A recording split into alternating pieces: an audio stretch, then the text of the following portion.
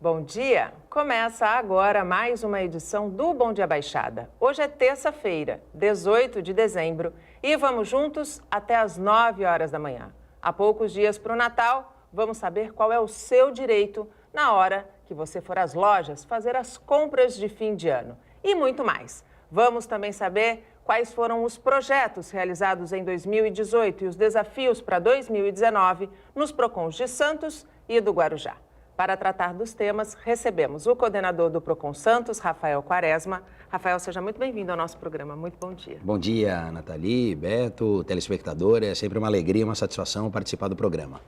E também está aqui comigo o coordenador do PROCON do Guarujá, José Roberto Mendes Reinaldo. José Roberto, seja muito bem-vindo ao nosso programa. Muito bom dia.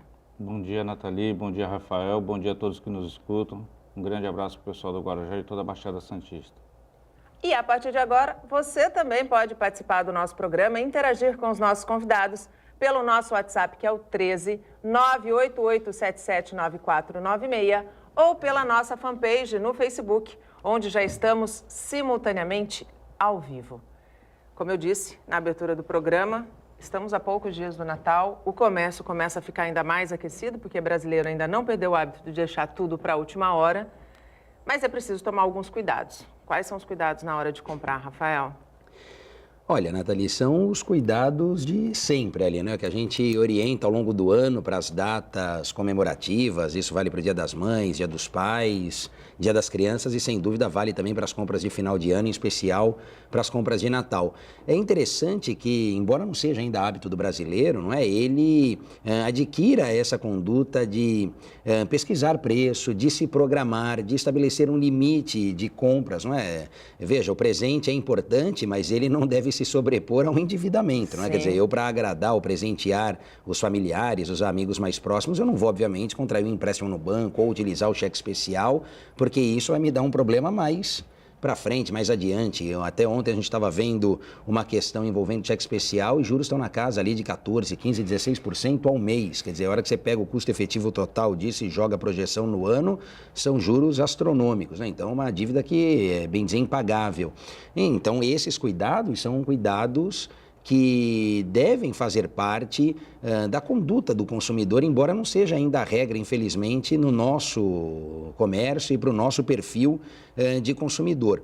Além disso, também pode e deve contar com o auxílio dos órgãos de proteção e defesa do consumidor, os PROCONs municipais, aqui o de Santos, sem dúvida, de Guarujá, e também o trabalho que é desenvolvido pelo Núcleo Regional da Fundação PROCON do Estado de São Paulo, que congrega essa pesquisa de preços, essa verificação aqui, não tanto dos presentes, mas dos itens que compõem cestas natalinas, não é?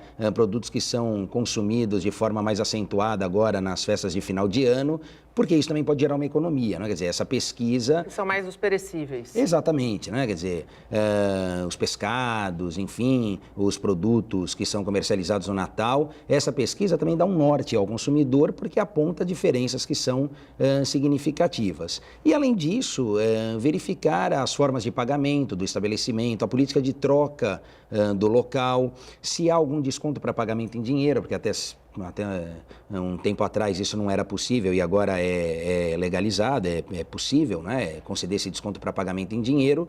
E também, como a gente falou do presente, verificar qual é essa política de troca, né? Quer dizer, se o estabelecimento procede ou não à troca do produto imotivada, né? Aquele produto que simplesmente não agradou o presenteado, se a loja faz ou não essa troca e em que termos ela faz isso. Me parece que esses são alguns pontos que o consumidor deve sempre relembrar aí, ficar atento, porque a chance de ter dor de cabeça é menor. O Rafael, José Roberto, tocou numa questão que é justamente muito sensível nessa época de Natal, que é a política de troca. A política de troca, ela é deliberada pelo dono do estabelecimento ou existe uma regra? Não, existe uma regra e o consumidor tem que estar atento ao Código de Defesa do Consumidor.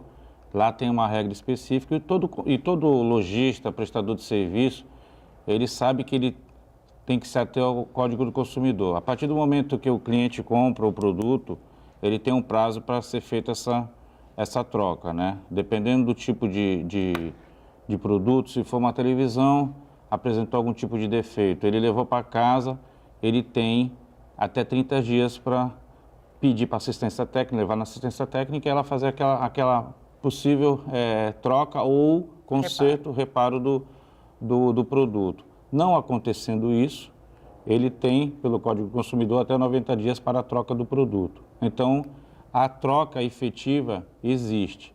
Então, a pessoa tem que estar sempre atenta, por isso que é importante pedir nota fiscal, se precaver. Quando for comprar um produto, é o que o Quaresma falou. Primeira coisa, pesquisar o preço. Isso é o mais importante. Existem diferenças gritantes de uma loja para outra. A gente observou isso no decorrer do ano, em várias ações que nós fizemos aí, Dia dos Pais, Dia dos Namorados, enfim.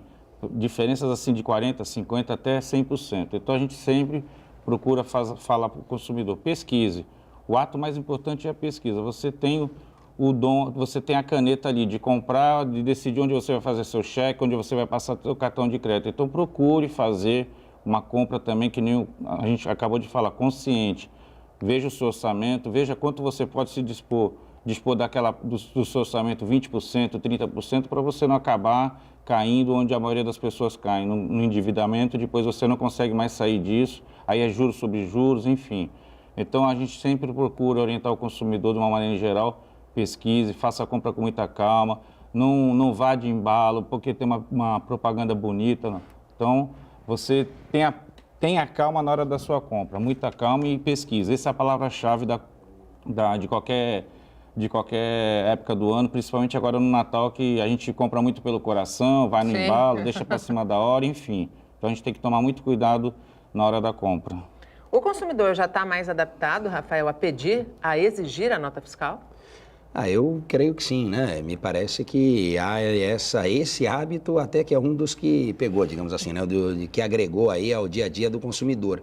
E há uma praticidade nisso, porque hoje com a nota fiscal eletrônica, sim, ainda que você não peça, né? Alguns falam, não, só lança lá, ou ainda que imprima, entregue ao consumidor e ele porventura venha a perder, tal, a gente orienta muito o consumidor nesse sentido. Vai lá no site da Receita, né? Da Fazenda do Estado, enfim, em relação ao ICMS, quando for serviço no site do município, mas resgate aquela nota eletrônica, né? Então você tem ali aquele comprovante que atesta a relação estabelecida entre as partes, né? Entre consumidor e fornecedor, é já um indicativo de que se aperfeiçoou aquela relação daquele estabelecimento, daquele fornecedor ou prestador de serviço com aquele consumidor. É realmente importante isso e um hábito que foi facilitado com o advento aí da tecnologia, da questão da nota fiscal eletrônica, sobretudo.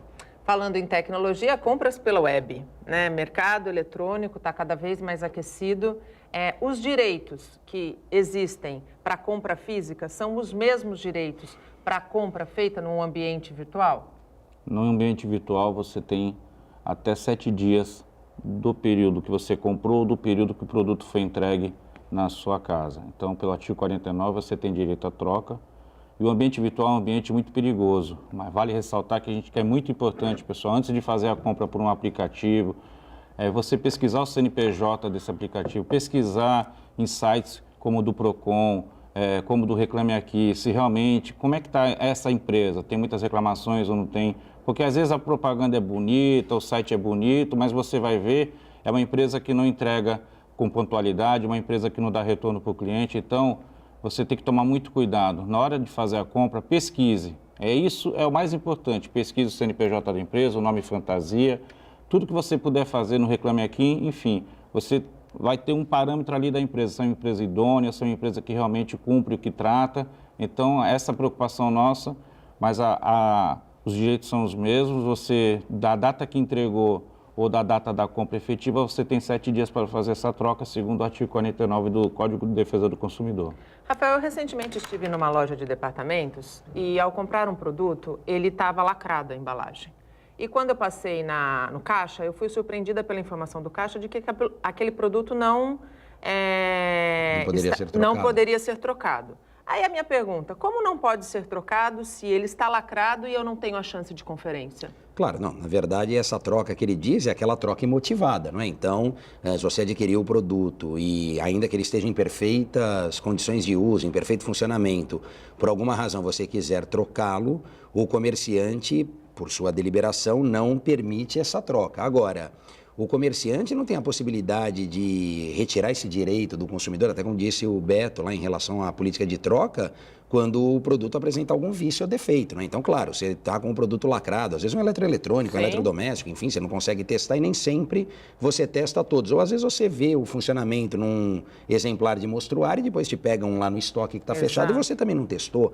Obviamente que você não vai proceder à troca do produto se por alguma razão ele não te agradou ou você se arrependeu, até porque, o Beto também disse, é isso mesmo, a gente não tem o arrependimento para compra presencial, a não ser que fosse pela internet. Agora, você comprou o produto lacrado, chegou na tua casa, abriu, não funcionou, a troca é uma das possibilidades, não é? Quer dizer... O estabelecimento não pode se negar a fazer essa troca. Na verdade, o estabelecimento que é solidário ao fabricante, ele vai ou trocar, se ele assim entender mais conveniente, porque depois ele se acerta com o fabricante, com o produtor, é muito mais fácil para ele depois, na próxima compra, devolver aqueles que foram avariados, que não vieram funcionando, do que fazer com que o consumidor busque assistência técnica autorizada, enfim, mas essa também é uma possibilidade. De tal modo que, nesse caso, a gente tem os 30 dias lá para o fornecedor, todos aqui que são solidários, sanarem o vício, como diz a lei, e se o vício não for sanado, isto é, se o produto não for consertado, aí sim o consumidor pode exigir a substituição do produto ou, o que é mais comum, a devolução da quantia, porque nesses casos, muitas das vezes, o consumidor perde a confiança naquele fabricante, né? Então ele fala, bom, não adianta me trocar essa TV da marca X, porque eu não quero mais nenhum produto da marca X, né? Agora eu vou para a marca Y, ver como é que funciona. Então esse é o fato, a questão de testar ou não testar, abrir ou não abrir, é indiferente se o produto apresentar algum vício ou defeito. Como acontece, só para comentar, na questão da internet, né? Quer dizer, nesse prazo dos 7 dias, justamente o que deve fazer o consumidor é abrir o produto, manusear o produto para ver se aquele produto que ele não teve contato realmente atende ou não às suas legítimas expectativas. Então esse é o cenário. Você colocou bem, Rafael, a questão da compra de perecíveis nessa época do ano. E nessa época do ano, os supermercados em especial aumentam o número de promoções, inclusive por aplicativos. E muitas vezes, isso já também aconteceu comigo, estava lá anunciado que por aplicativo era um preço X e na hora de passar o produto efetivamente no caixa, aquele desconto não sair, não ser aplicado. Como é que o consumidor pode se proteger desse tipo de situação para não ser lesado e quais são os tipos de sanções ao estabelecimento? Bom, os tipos de sanção vão desde multa pecuniária, não é? A multa administrativa, até, em último caso, encerramento das atividades, lá, enfim, que há uma gradação, se eu não me engano, no artigo 56 do Código 55-56, que trata dessa possibilidade, né? Então, a multa, a suspensão temporária da atividade, caminhando até para uma sanção mais drástica, enérgica, que seria o encerramento das atividades, que na prática é quase impossível de você aplicar, né? Porque tantas as etapas do processo administrativo que quando chega nisso, a coisa ou já não tem mais o estabelecimento, ou enfim, já aconteceu alguma outra coisa.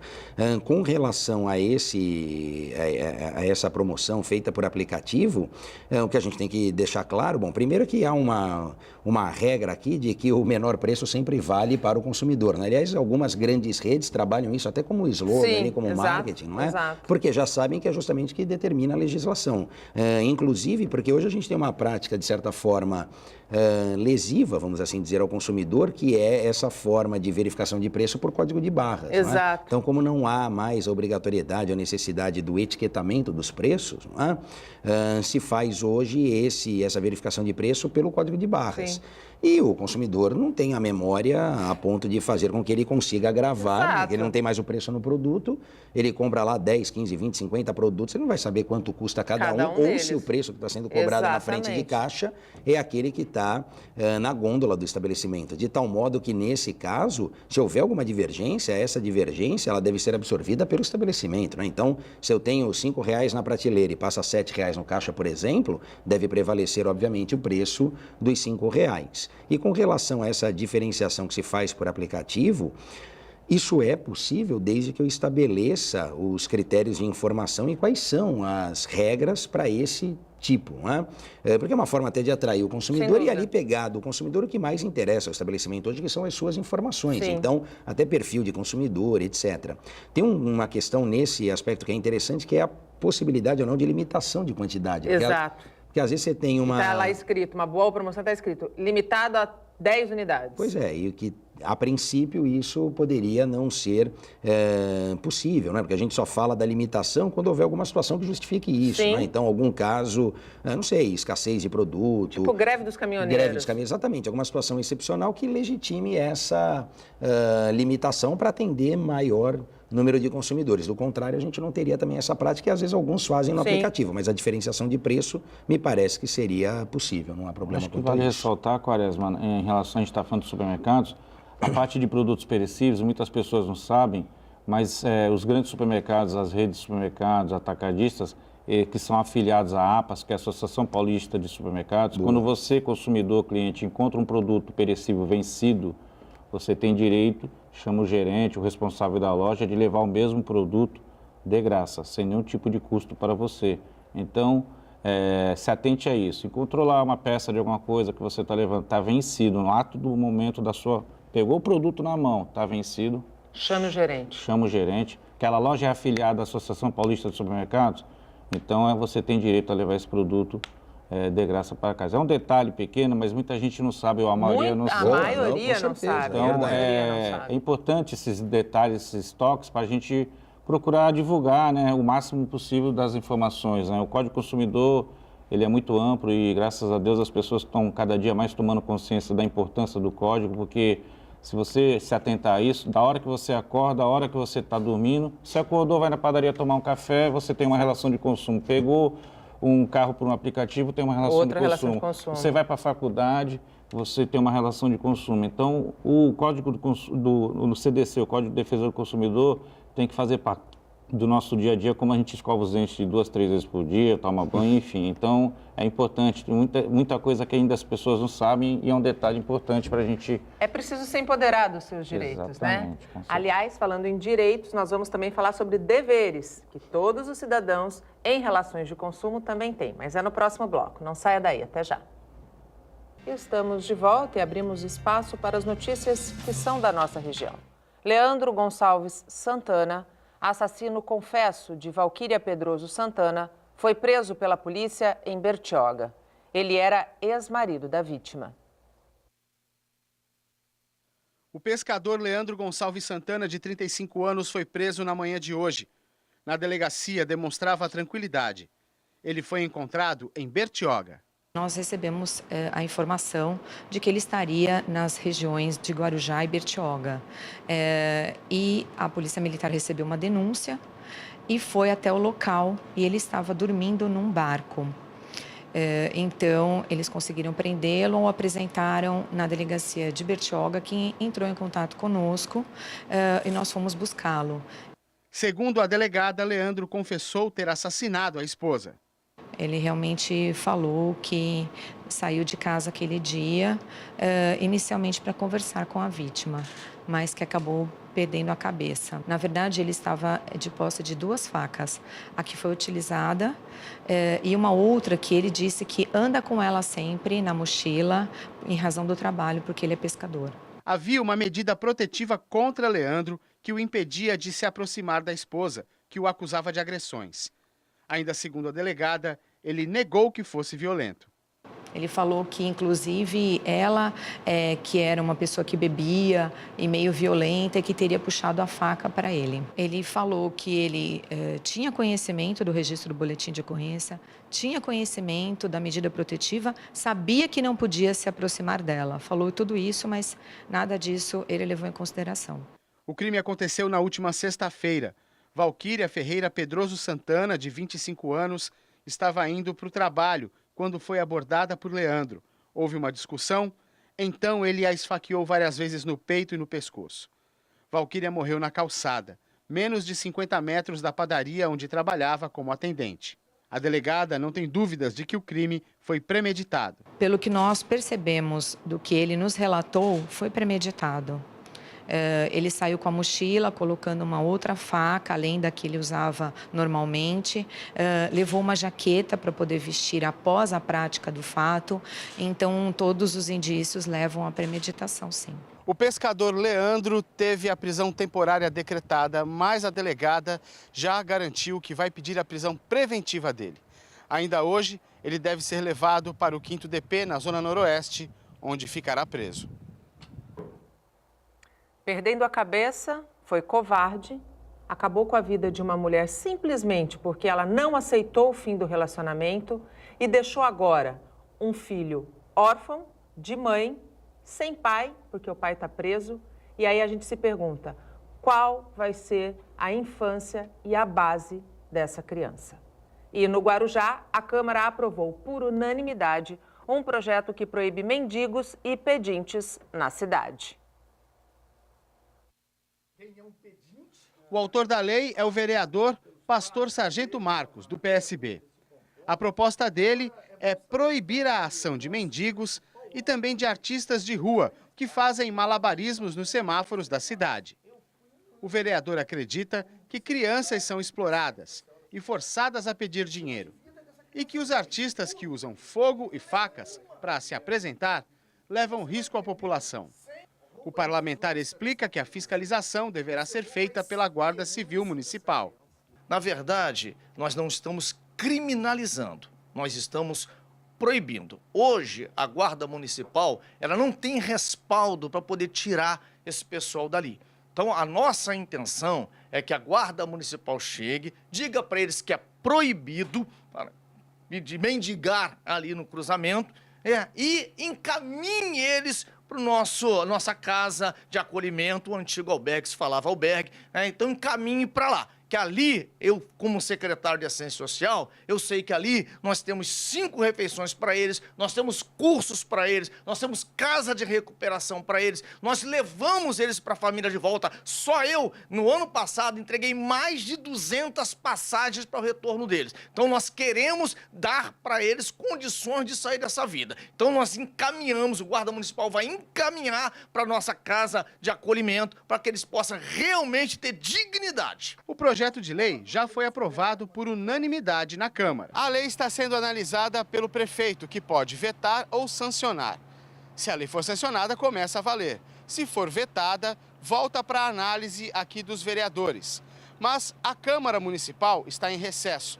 Portanto, se esse processo for ocorrer, será só em fevereiro de 2019, quando os vereadores voltam do recesso. Ou seja, se essa lei for aprovada, ela começará a valer somente no ano que vem. Mas a polêmica já foi lançada. Dinheiro dá quem quiser. O que eu sou contra é esse pessoal que fica pedindo no semáforo para usar outros tipos de coisa. Seria mais certo dar uma profissão para eles, ensinar a sentar um piso, fazer uma massa, coisas assim. Não adianta ensinar a fazer florzinha de folhinha, essas coisas que não. Na sua opinião, proibir resolve? Não, acho que não vai resolver. Como bem disse o Fabiano Roma, esse projeto ainda vai para veto ou sanção do prefeito Walter Suman, que já teria sinalizado pelo veto. Agora, a minha pergunta, proibir, isso é legal? Olha, Bom, primeiro vamos aqui deixar claro que a ideia, sem dúvida, que é interessante, não é? Sim. Agora, de boas ideias também, a gente não consegue resolver tudo que acontece. Esse caso me lembra muito, Nathalie, era o parágrafo 3º do artigo 192 da Constituição que limitava ou queria limitar a taxa de juros a 12% ao ano, 1% ao mês, não é? E tem uma passagem, até indico para os meus alunos esse livro, o Código da Vida, do Saulo Ramos, né, que foi procurador, se não me engano, procurador-geral da República no governo Sarney, advogado, fez a faculdade aqui em Santos, trabalhou em A Tribuna, enfim. E ali ele permeia na história um caso de direito de família, de investigação de paternidade, guarda de filho, com a biografia dele, com a vida dele, não é? E ele conta como foi feito, como foi idealizado esse parágrafo 3º do artigo 192, que já foi revogado, né, desde 2003, com a emenda 41, ele saiu de cena, mas ele falava, olha, o direito é pretensioso porque ele acredita que consegue resolver todos os problemas, não é? Como se elaborar uma lei fosse resolver o problema da mendicância, da taxa de juros e outras coisas que não dependem de lei. Fazer a lei é fácil, agora fazer com que ela, daí, por existir, resolva um problema, discipline essa situação é outra realidade. A mim me parece, né, analisando o nosso sistema jurídico hoje, como nós temos a Constituição Federal, que esse projeto seria, na minha concepção, inconstitucional. Agora, vamos ver, é uma questão de interpretação, pode ser que o prefeito tenha uma interpretação, o Ministério Público outra, o Judiciário uma terceira, enfim, diferente inclusive do Legislativo que pautou o projeto e votou o projeto de lei, né? Mas a mim, eu até vendo a reportagem, relembrei dessa situação e de como o direito acha que consegue resolver tudo e não é bem assim, a gente até gostaria, mas não conseguimos, né? O Ministério Público, inclusive, já sinalizou, né, José Roberto? A gente tem acompanhado de perto isso e esperando a decisão do prefeito, né? Na verdade, a administração tem feito um trabalho muito forte com esse pessoal na rua e de resgate mesmo, né? Sim. Às vezes, Isso deve ser o mais importante, Exatamente. Às vezes a pessoa está ali, várias questões de dependência química, relação à parte mental, enfim. Então, a preocupação do prefeito é esse resgate mais humanizado, né? Agora a gente vai analisar, o prefeito deve estar analisando junto com o corpo jurídico da prefeitura para ver se veta ou não e com certeza deve estar conversando aí com o judiciário, com a promotoria, porque ele é um cara aberto ao diálogo, né? Então, realmente eu tenho certeza que está procurando o melhor caminho para essa questão. Vamos falar um pouquinho de deveres do consumidor? Porque estamos aqui, falamos o primeiro bloco todinho de direitos, mas o consumidor também tem dever. E ele conhece os seus deveres, Rafael? Olha, se não conhece, deveria, não é? A gente fala aqui do direito do consumidor como um direito afeta a cidadania, tudo. E eu brinco, né, costumo brincar, dizer que cidadania tem 2 Ds, porque um é de direito, mas o outro é de dever. Talvez o primeiro seja de dever e o segundo de direito, não é? E é algo que a gente precisa sempre disseminar, informar, porque com a nossa Constituição de 88 também, a quantidade de direitos que foi consagrada na Carta Magna, enfim, que foi estabelecida ali é algo discrepante, né? Então, fica aqui um convite para o telespectador fazer a leitura ali da Constituição, não precisa ir nos 200 e poucos artigos, não, só nos primeiros ali ele já vai ver a quantidade de vezes que se fala em direito e as poucas vezes que se fala em dever, não é? Então, essa discrepância, na verdade, ela não pode existir, porque para todo direito corresponde também um dever, não é? E aqui, mais do que deveres, Nathalie, a gente tem princípios que norteiam a relação de consumo, não é? E, por exemplo, a questão do princípio da boa-fé, não é? Que vai irradiar efeitos ali tanto para o fornecedor quanto para o consumidor, é uma forma de fazer com que as pessoas se conscientizem desses deveres, né? Ou fazer com que as pessoas ajam com lealdade, com identidade de propósitos ali, enfim, é uma regra de conduta para ambos, né? Por exemplo, aqui o consumidor quando se depara com uma promoção em que o preço é absolutamente fora da realidade e ainda assim quer exigir o cumprimento forçado da oferta, como o código permite, mas não para uma situação dessa, obviamente que ele está totalmente desconectado ali do seu dever, não é? Está absolutamente fora do que a gente chama ali de boa-fé, quer dizer, ele quer experimentar uma vantagem, ainda que essa vantagem não seja lícita. Ele quer ganhar algo ali em detrimento ou às custas do comerciante, do fornecedor, o que não é, obviamente, tolerado. Então, o nosso trabalho é de orientar, conscientizar os consumidores de direitos que ele tem, que muitas vezes não conhece, e de deveres que ele também tem e desconhece, não é?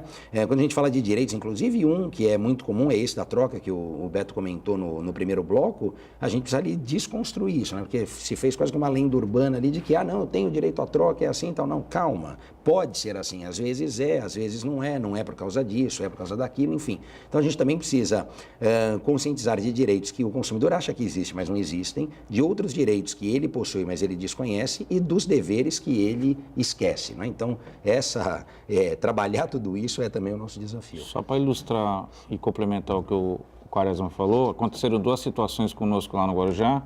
Uma loja de departamento colocou um ar-condicionado lá de 12 mil BTUs, que o preço normal seria R$ 1.490, por um engano da pessoa que fez o cartaz, estava R$ 149. E uma mulher bateu o pé que queria levar 10 unidades daquele ar-condicionado por R$ 149. Aí tivemos que ir lá, chamar a mulher para conversar, explicar, junto com o gerente da loja, o pessoal está vendo que é um engano, a pessoa que fez, né, chamamos até a pessoa, o cartazista do momento. Então a gente sentiu naquela mulher, infelizmente, a má fé do consumidor. Isso. Entendeu? Até pela quantidade, né? Exatamente. Só a quantidade já entrega o consumidor ali. Isso ilustra bem o que o Quaresma está falando. Então, uma outra situação, o cara comprou um aparelho caro, de uma grande empresa, que a gente sabe que tem um padrão de qualidade, mesmo assim pode acontecer. Ele foi lá no Procon com o aparelho trincado, não tinha capa, não tinha película, não tinha nada, dizendo que chegou na caixa daquela maneira. E bateu o pé, eu chamei ele na minha sala junto com o meu coordenador, falei, amigo, isso aqui dificilmente aconteceria numa empresa disso, nesse momento, assim. Aí apertamos, conversando, vou falar a verdade, eu estava descendo do ônibus e caiu no chão e trincou. Sabe? Então, assim... Jeitinho brasileiro, sabe? né? Então, esse tipo de situação que, às vezes, é o que o Quaresma falou. Existem direitos, temos que saber nossos direitos, valorizar nossos direitos, mas os deveres também passam por quê? Para a pessoa ter a boa-fé, ser ilibada, não querer se aproveitar do momento ou se aproveitar de alguma situação. Então, tudo isso é importante. Então, tem os dois lados da moeda, exatamente só para complementar a fala do Rafael, né? E aproveitando até o exemplo do Beto, ele não falou qual é a empresa, aí, o grande fornecedor, mas eu até imagino, deduz, e veja, Beto, esses são aqueles que exploram o nosso mercado, são transnacionais, enfim, trabalham em outros mercados e lá, se a gente pegar Estados Unidos, por exemplo, os caras trocam na hora, imediatamente. Por quê? Porque lá o consumidor também não tem essa postura. Esse é um ponto, né? Então a gente fala novamente dos direitos e exige alguns direitos, isso de certa forma me traz uma angústia, né? Porque eu falo, pô, como é que esse empresário, esse fornecedor, esse fabricante dispensa uma política para o seu consumidor, sei lá, americano e uma outra política para o seu consumidor brasileiro. E às vezes aqui os lucros ainda são maiores do que na matriz, né? Vamos pensar. Mas por que ele faz isso? Porque lá ele sabe que se o consumidor falar, não há dúvida em relação à palavra do que disse o consumidor. Transparência, né? E aqui a gente tem essa situação, quer dizer, o celular caiu, quebrou e ele quer jogar a responsabilidade para quem não tem responsabilidade. Então, isso também, não estou dizendo que justifique, mas de certa forma explica por que a gente tem essa mudança de posicionamento, né? Por que alguns aqui no Brasil adotam uma postura, digo os grandes fabricantes, e fora adotam outra postura, né? O Beto, nesse exemplo, ilustra bem isso. Infelizmente. O Bom Dia Baixada vai para mais um rápido intervalo. A gente volta em menos de 3 minutos e vai falar sobre travessia de balsas entre Santos e Guarujá. Não saia daí, até já. Estamos de volta e chegamos ao último bloco do nosso programa. Hoje recebemos Rafael Quaresma, coordenador do Procon Santos, e José Roberto Mendes Reinaldo, coordenador do Procon do Guarujá. Ainda dá tempo de você participar, fazer a sua pergunta para os nossos convidados, pelo nosso WhatsApp que está na tela ou pela nossa fanpage no Facebook. Aliás, agradeço a audiência pela nossa fanpage, onde estamos ao vivo desde as 8 horas da manhã. Antes da gente falar da balsa, da travessia de balsas, eu queria que vocês fizessem rapidamente um apanhado do que foi 2018 no Procon do Guarujá e os desafios para no Procon de Santos primeiro e depois no Procon do Guarujá e os desafios para 2019.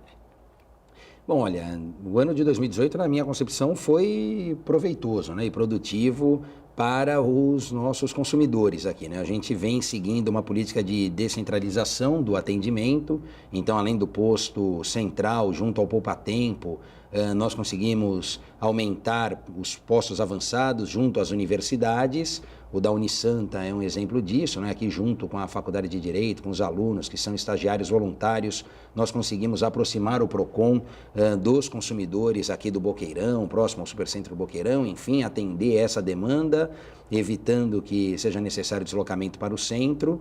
E também agora estamos em vias, vou até te anunciar em primeira mão isso, em vias de celebrar uma parceria com o terminal Concais. Olha que legal. Para colocarmos um posto do Procon de Santos lá, já que temos turistas, né, não só de Santos, mas muito grande, de todo o estado, de todo o país. E os turistas são os nossos consumidores por excelência, né? Ninguém é mais consumidor do que o turista. Então ali a gente consegue atender para resolver os temas mais variados, problemas com táxi, com aplicativo, com bagagem, enfim, e até mesmo com o serviço de lazer contratado, não é? O próprio pacote ali de viagem, enfim. Então essa é a ideia, a gente está terminando de formalizar esse convênio, uma sessão gratuita de espaço. E acreditamos que em breve, ainda nessa temporada, acredito que na primeira semana de janeiro, já para 2019, mas todo o trabalho feito em 2018, a gente consiga inaugurar esse espaço e prestar esse serviço, aproximar ainda mais o Procon desses consumidores. E essa me parece que é a tônica para 2019, fazendo com que reivindicar os direitos não seja tão trabalhoso, não é, Nathalie? Esse é um desafio, eu coloquei isso lá como meta quando cheguei em 2013 e a gente veio trabalhando para isso. Então, fazer com que reivindicar os direitos não seja uma outra dor de cabeça, né? O consumidor já quer resolver aquela dor de cabeça, a gente não pode criar mais uma dor de cabeça para que ele exerça a sua cidadania. Então, é isso que a gente vem fazendo aqui para 2019 e queremos seguir nesse caminho. E no Guarujá, como é que foi 2018? Guarujá, graças a Deus, também foi muito gratificante o trabalho. Eu queria aproveitar o momento, em nome do nosso coordenador-geral, Sérgio Cavalcante, agradecer toda a equipe do PROCON, que fez um trabalho maravilhoso, comprometido, uma equipe que realmente não tinha sábado, domingo, feriado.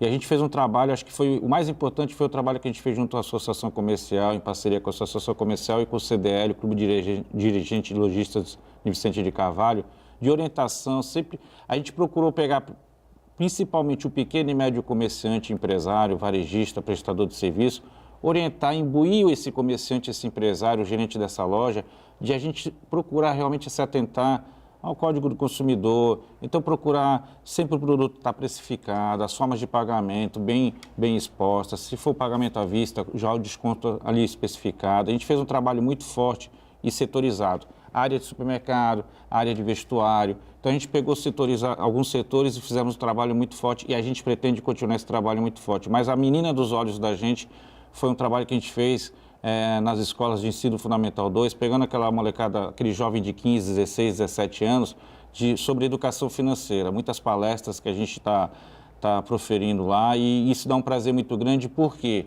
hoje existem mais ou menos de 50 a 60 milhões de pessoas inadimplentes. Em algum tipo de órgão protetor de defesa, em algum tipo de órgão protetor do crédito. O que acontece? Se você pegar 60 milhões de pessoas, multiplicar por 4, são 240 milhões de pessoas. Ou seja, qualquer família brasileira, ou a maioria da família brasileira, está endividado. Tem alguém endividado. Ou é o pai, é a mãe, é o irmão, enfim. O que a gente está procurando fazer com esses jovens? A nossa geração não teve esse trabalho de educação financeira, como usar o dinheiro, qual a maneira de usar o dinheiro. Então, a gente está procurando, dentro dessas palestras, trabalhar a cabeça desse jovem para levar a informação para dentro de casa, para o pai, para a mãe, para o tio, para o avô, para realmente entender, você tem um orçamento em casa, vamos anotar o que a gente gasta, como a gente gasta, o que é prioridade, quanto a gente pode dispor na hora de um empréstimo. Podemos dispor de 25% a 30% do nosso orçamento total, senão a parcela cabe no orçamento. Às vezes é melhor esticar, em vez de fazer em 5 vezes, faz em 10, mas uma parcela que você possa cumprir do começo até o fim. Então a gente tem procurado fazer esse trabalho de conscientização. Eu acho que é um trabalho muito importante na cidadania, né? Porque a gente fala de educação financeira, mas quando a gente faz essa parte financeira dentro de casa, isso cria alguns desdobramentos entre um casal, entre a família, que a gente sabe que acaba até acarretando. Então, quando a gente tem uma educação financeira saudável dentro de casa, com certeza o relacionamento familiar ele é muito melhor e isso cria um consumidor muito mais consciente, né? Então, a nossa menina dos olhos, fora outros projetos aí que a gente está procurando, está criando aí, e no momento oportuno agora, ano que vem, se a gente tiver o prazer de estar aqui de novo com você, a gente consolidando o projeto, gostaríamos de divulgar e falar sobre esses projetos. Mais uma vez, agradecer toda a nossa equipe do PROCON, que sempre foi uma equipe comprometida. Sem vocês, não teríamos conseguido chegar onde chegamos. Muito obrigado a todos vocês. A gente tem 5 minutos para o fim do programa e a gente vai encerrar falando de um assunto que tem deixado muito usuário de cabelo em pé, que é a travessia de balsas Santos-Guarujá. Procon Santos e Procon Guarujá fizeram, inclusive, ações conjuntas, trabalharam em conjunto, conhecem os problemas, inclusive problemas de vandalismo, que também causam grande prejuízo, não só para a empresa, mas principalmente para o próprio usuário. Os resultados alcançados, na opinião de vocês, até agora, foram satisfatórios? Olha, houve uma mudança de postura por parte da empresa, né? Por parte da Dersa, primeiro aqui falando em relação ao transporte feito para o passageiro, único exclusivamente ali. Então, eu me refiro ao terminal de passageiros ali da Alfândega, da Praça da República. A Barquinha. Da Barquinha, não é? que é uma barcona. É uma barcona. Mas que nós conseguimos ali, junto com a Dersa e muito mais num trabalho de conscientização, elencar os problemas, alguns de pronta e fácil solução, quer dizer, precisava mesmo só dessa vontade em querer resolver, e aí a nova diretoria que assumiu, a nova gestão, se predispôs a isso, resolveu em grande parte, ainda tem mais coisa para resolver. A gente vem acompanhando e monitorando essa prestação de serviço. Essa semana, inclusive, retornaremos lá, porque há também uma demanda conjunta do Ministério Público, e do Ministério Público de Santos, aqui, da Promotoria de Defesa do Consumidor, enfim, o doutor Sandro, o doutor Ézio. Então, nós estamos com esse trabalho conjunto e compartilhando essas informações. Além disso, há uma demanda que sempre existiu com relação à travessia de balsas dos carros ali, né, dos veículos. Tempo de fila. Tempo de espera, tempo de fila, exatamente. E o que ontem nós tratamos, e, na verdade, houve uma coincidência ali de agendas, né? Não é? Porque havia essa comissão de vereadores e eu também, eles tinham marcado comigo lá essa reunião para tratar da questão da alfândega, a gente aproveitou e tratou de tudo. E o que a gente colocou ali, Nathalie, que há uma conscientização por parte do usuário em relação às condições climáticas, né? Então, a questão da maré, a questão da neblina, da névoa ali, que interrompe o sistema de travessias por uma questão de segurança. E, obviamente, a questão de segurança ela deve se sobrepor a qualquer outro interesse individual, enfim, do usuário. O que nós dissemos? O fluxo ali de navios, né, o trânsito, o tráfego ali das embarcações, ela também compromete a prestação de serviço. Sim. E ontem, no que nos foi dito, isso pode, ao longo do dia, implicar num acúmulo ali de 2 horas, 2 horas e meia, que corresponderia a, sei lá, X travessias, não é?